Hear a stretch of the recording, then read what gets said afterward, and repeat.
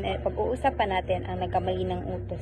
Dahil nga ay walang klase ngayon, dahil sa lindol ay hindi natin magagawa ang ating gawain na kung saan ay maglalaro tayo ng charade. So magbibigay na lang po ako ng mga katanungan at inyong sasagutan.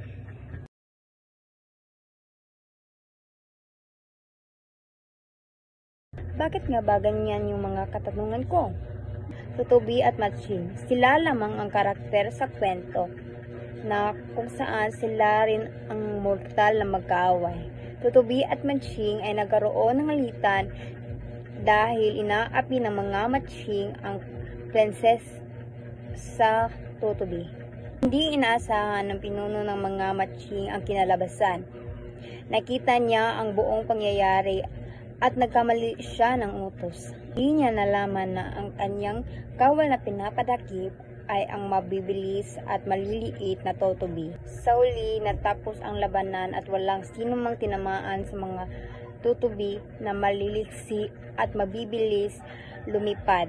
Ay paghiganti rin ng hari ang kanyang anak na si Prinsesa Tutubi. Ngayon ay pupunta naman tayo sa aming paglalahad. Magandang umaga sa inyo lahat, mga balasing laulaw ang gusto ngayong umaga. Ngayon ay magpapahaya natin ang kwento ni Prinsesa Tutubi. At ngayon ay tatawagin natin si Rina Tubina at si Hari Codero.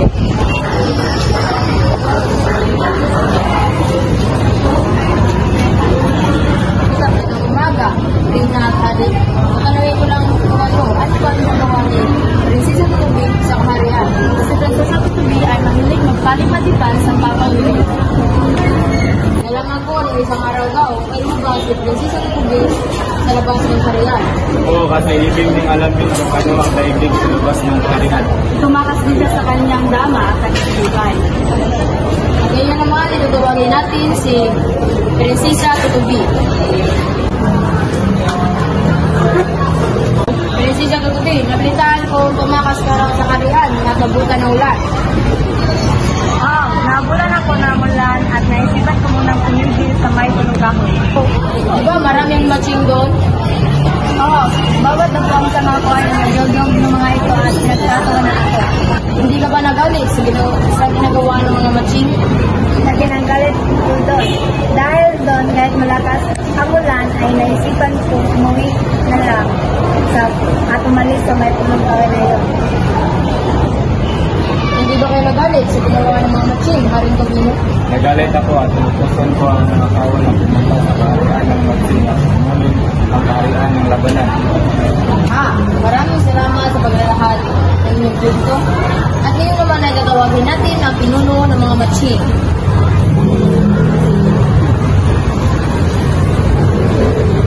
Magandang umaga, Haring Matching. Magtatanong lang po, bakit nyo po ba pinagtatawanan ang prinsesa?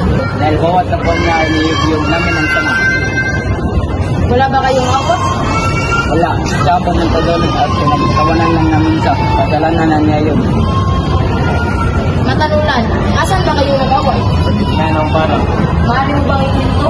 Sige, pumunta kami sa may parang dahil doon din na nakalaban.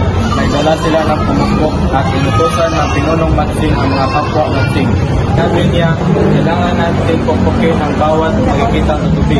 At nagbigay din ako ng usos. Sabi ko, kailangan natin pag-ibente ang kahabihan ni Prinsesa Tutubi. Kailangan magbayad ang mga Matching. Dumapo sa ulo ng mga Matching. Pag may panganib, ay daling lilipad. Maraming salamat. Ikaw naman, Haring Matching, maaari mo bang ipakayang ang iyong kwento? Kung buo ang pagkitiwala ko ng sobrang tampang ng mga bawal, nais talaga nila ay pag-ibente ang prinsesa. Nung nagsimula ang labanan, dapo at ibadan ko pagpukpok dito na may kami ng mga Matching. Nakamali ako ng utos ng kapwa ko Matching. Bakit ka naman nagbigay ng maling utos? Hindi ko alam na nasa ulo pala ng kapwa ko Matching darapo ang Tutubi. Babaguhin ko sana iyon, ngunit muli ng lahat. Nung matapos ang labanan, nakabulagtang lahat ng mga Matching. Kaya naman, pasin yung mga kawal, Haring Tubino. Kung sino mang tinamaan ang magbilis o umiwas at lumilipad ng Tutubi. Laking tuwa ako dahil napabiganti ko na ang aking anak at yun lang ang nangyari. Maraming salamat sa iyong pagbabahagi. Ngayon ay mensahe pala si Haring Tubino bago makapi sa ating kapwa dahil hindi natin alam kung ano ang susunod na mangyayari. So maraming salamat. Maraming salamat sa iyong paglalahad ng iyong kwento. At hanggang dito lang po ang ating talk show. Bye! At ngayon, ating alamin kung ano ang buod ng kwentong Nagkamali ng Utos. Ngayon naman, ang pagbubuod ay naglalaman ng panimula, tunggalian, kasukdulan, kakalasan, at wakas. Unahin natin ang panimula. So sa panimula ay may isang prinsesa na ninirahan sa kahariang Matutubina. Anak ito nila Haring Tubino at Rina Tubina. At sa tunggalian naman ay naisipan ni Prinsesa Tutubi na lumipad palabas upang makita ang daigdig sa labas ng kaharian. Nabutan siya ng ulan at naisipan niyang huminto muna sa isang punong kahoy na maraming mga matching. Kasukdulan. Sa galit ng prinsesa dahil pinagtatawanan siya ng mga matching, umuwi na lang siya sa palasyo. Tumuloy siya sa silid ng kanyang ama at isinumbong ang nangyari. Dahil dito, nagpatawag agad ang hari ng isang kawal at inutusan ito na sabihin sa mga matching, dahil sa ginawa nila sa aking anak, gusto ko hamunin ang kanilang kaharian ng isang labanan. So pagkatapos ito ay pumunta tayo sa kakalasan. Ang nangyari sa kakalasan ay nagsimula na nga ang laban. At nakita ng pinuno ng mga matching na hindi nila kayang manalo sa mabilis at lumipad ng mga tutubi. Nabigo ang kanilang plano. At sa panghuli naman ay ang wakas. Dahil sa kanilang matitilinong plano, napaganti nila ang kapihan ng prinsesa. Aral 1. Huwag basta-basta magbibigay ng utos, pagdidesisyon muna bago ibigay. Number 2. Respetuhin ang kapwa, huwag nating laitin. Number 3. Pagpapaalam muna bago umalis. Number 4. Isipin kung ano ang kinalabasan ng iyong ginagawang plano.